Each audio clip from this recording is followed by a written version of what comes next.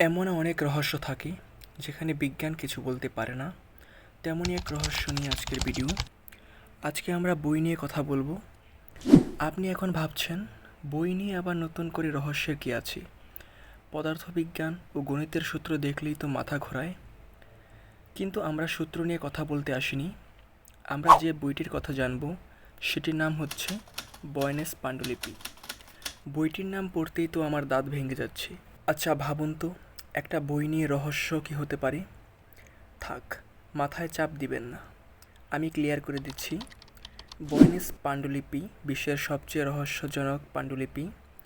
Carbon পরীক্ষার মাধ্যমে জানা যায় বই 15তম শতাব্দীর প্রথম দিকে লেখা হয়। বর্তমানে এতে 240টি পাতা আছে, যার অধিকাংশ চিত্র। তবে রহস্য কী? রহস্য হচ্ছে বইটি এমন ভাষায় লেখা যা কেউ অনুবাদ করতে পারেনি। সবার কৌতূহল হওয়ার কারণ বইয়ে কী লেখা আছে তা জানা, তবে এখনও এটি কেউ পড়তে পারেনি। তবে যদি ভবিষ্যতে কেউ পড়তে পারে, তখনই বোঝা যাবে যে এটি রহস্য নাকি সবচেয়ে বড় বোকামি ছিল।